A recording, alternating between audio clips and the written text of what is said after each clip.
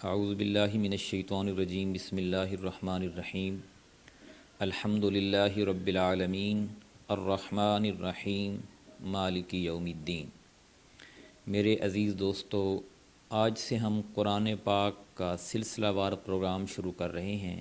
آغاز ہم نے 3 آیات سے کیا ہے اور انشاءاللہ 2 3 4 آیات ہم ڈیلی کی بنیاد پر پڑھیں گے اور ان کا ترجمہ اور تفسیر ڈسکس کریں گے۔ سب سے پہلے تو یہ جو سورت مبارکہ میں نے آپ کے سامنے پڑھی ہے، سورۃ الفاتحہ، یہ لفظ افتتاح سے آپ اس سے مراد لیجئے کہ جب بھی کسی کام کا آغاز ہوتا ہے اسے ہم کہتے ہیں افتتاح، اور اسی سے اس سورت کا نام فاتحہ ہے، یعنی یہ قرآن پاک کا افتتاح ہے، آغاز ہے۔ دوسری بات یہ کہ اس سورت کا آغاز بسم اللہ الرحمن الرحیم سے ہوتا ہے، گویا قرآن پاک کا آغاز ہے بسم اللہ الرحمن الرحیم۔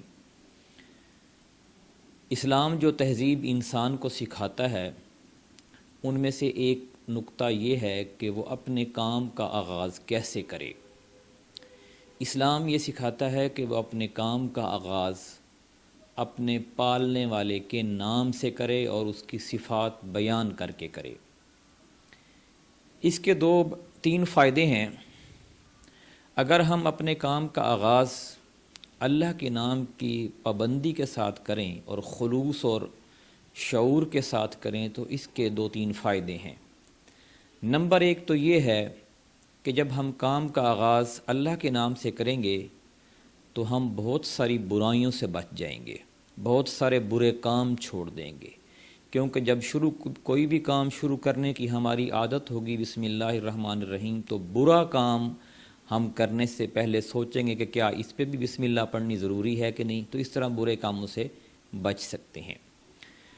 دوسرا فائدہ یہ ہے کہ جائز، صحیح اور نیک کاموں میں جب ہم اللہ کا نام لے کر شروع کریں گے تو ہماری جو ذہنیت ہے وہ بالکل ٹھیک سمت کی طرف جائے گی، ہم لڑکھڑائیں گے نہیں، ہم بالکل اپنی منزل کی طرف جائیں گے۔ اور تیسرا یہ کہ جب اللہ کے نام سے کام کا آغاز ہو تو اس کام میں اللہ تعالیٰ کی تائید، نصرت، اس کی مدد شامل حال ہو جائے گی اور اس طرح کام میں برکت ہو جائے گی۔ یعنی 3 فائدے ہیں کہ ہم جو بھی کام کریں بسم اللہ الرحمن الرحیم سے شروع کریں، اور یہ اسلامی تہذیب ہے۔ جبکہ اس کے مقابلے میں آپ غیر مسلموں کو دیکھ لیں تو وہ جب بھی پروگرام کا کسی کام کا آغاز کرتے ہیں تو وہ کہتے ہیں لیٹ سٹارٹ، یا 1 2 3 گو، یا کوئی اور مختلف زبانوں میں اس کے مختلف آغاز کے طریقے ہیں، لیکن اسلام ہمیں بتاتا ہے کہ آپ جب بھی کسی کام کا آغاز کریں اللہ کے پاک نام سے کریں۔ الحمدللہ رب العالمین، اس کا مطلب یہ ہے کہ تعریف اللہ کے لیے ہے جو تمام عالموں کا، تمام جہانوں کا پالنے والا ہے۔ تعریف ہم جس کی بھی کرتے ہیں 2 وجوہات کی بنیاد پر کرتے ہیں۔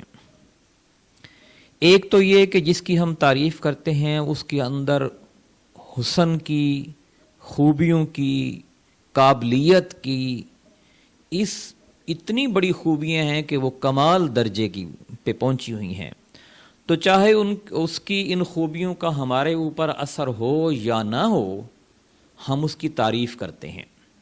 جیسے کوئی شخص بہت بڑا کارنامہ سر انجام دے دیتا ہے، فرض کرو ڈاکٹر عبدالقدیر خان نے ایٹم بم بنایا، انفرادی طور پر مجھے فائدہ ہے یعنی میں اس کی تعریف کرتا ہوں، یار یہ بڑا قابل سائنسدان ہے۔ اس طرح کوئی پروفیسر، کوئی ڈاکٹر کوئی اچھا کام کرتا ہے، اس اپنا نام بناتا ہے، یا کوئی ذمہ دار، تو ہم کہتے ہیں یار یہ بہت اچھا انسان ہے، اس سے ہمیں فائدہ ہو یا نہ ہو ہم اس کی تعریف کرتے ہیں۔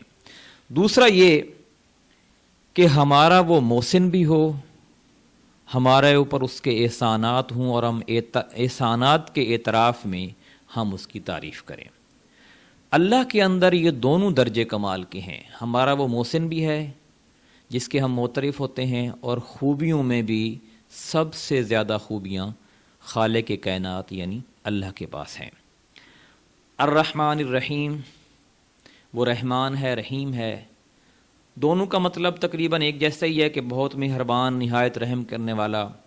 لیکن جب کسی صفت کو، کسی خوبی کو بہت زیادہ بیان کرنا ہو، بہت زیادہ اس کا مطلب ہے کہ وزن بڑھانا ہو، تو ہم عام طور پر دو الفاظ میں کرتے ہیں. یہ ہماری اردو میں بھی ہے کہ ہم جیسے سفید ہو تو ہم اسے کہتے ہیں گورا چٹا ہے. گورا ہے، چٹا، دونوں کا مطلب ایک جیسا ہے، لیکن دونوں لفظ ملانے سے ہمیں یہ تسلی ہو جاتی ہے کہ یار یہ بہت زیادہ گورا ہے. اسی طرح کوئی لمبا ہے تو ہم کہتے ہیں لمبا تڑنگا. یہ رحمان اور رحیم بھی اسی میں ہے کہ اللہ تعالیٰ کی جو صفت ہے مہربانی والی وہ بہت زیادہ ہے، اس جیسی صفت کسی اور کی ہو ہی نہیں سکتی.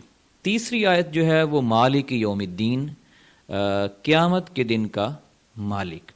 ویسے تو اللہ تعالیٰ اس دنیا کا بھی مالک ہے، لیکن یہاں جو صفت بیان کی کہ قیامت کے دن کا مالک ہے، تو یہ بتانا اللہ تعالیٰ کا مقصود ہے کہ وہ نرا مہربان اور رحم کرنے والا بھی نہیں، بلکہ وہ منصف بھی ہے.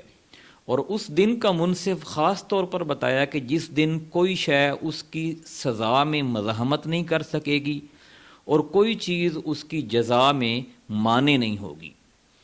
کوئی چیز بھی اس کے فیصلے کو نقصان پہنچانے والی یا درہم برہم کرنے والی نہیں ہوگی. وہ اس دن کا مالک ہے، آقا ہے، بادشاہ ہے. تو یہ دونوں خوبیاں اللہ تعالیٰ کی سامنے رکھ کر آپ آگے چلیں کہ وہ نرا مہربان اور رحم کرنے والا نہیں بلکہ منصف بھی ہے. جو ہم اپنی حرکتیں کرتے ہیں، اچھی یا بری، جو افعال کرتے ہیں، ان کا وہ قیامت والے دن فیصلہ کرے گا اور اسی کے مطابق جزا یا سزا دی جائے گی. تعریف جو اللہ تعالیٰ نے کہا ہے نا کہ یہ شروع پہلے والی آیت کی، اس میں ایک چیز میں بتانا بھول گیا کہ اس میں الحمدللہ رب العالمین کے تعریف اللہ کے لیے ہے. صرف یہ نہیں کہا گیا بلکہ یہ کہا گیا کہ تعریف ہے ہی اللہ کے لیے. مثلا دنیا کی جس شخص کی، جس بڑی عمارت کی، جس سواری کی تعریف آپ کریں تو اس میں تعریف اللہ کی ہونی چاہیے. یعنی اللہ نے اس کو کتنا خوبصورت بنایا، اللہ نے اس کو باکمال بنایا، اللہ نے اس کو ذہین بنایا. تو تعریف جو ہے وہ اس کی ہونی چاہیے جس نے اس کو بنایا ہے، نہ کہ اس کی جو بنا گیا ہے. تو یہ ہر معاملے میں اللہ کی تعریف کر کے ہی ہم اس کے سامنے سرخرو ہو سکتے ہیں. انشاءاللہ ہم اس درس کو 2-3 آیات کے ساتھ آگے چلائیں گے. مجھے امید ہے کہ تمام دوست بالخصوص پارٹی کے جو ممبران ہیں اس کو توجہ سے سنیں گے اور آگے اس کو پھیلائیں گے بھی. صحیح، بہت شکریہ.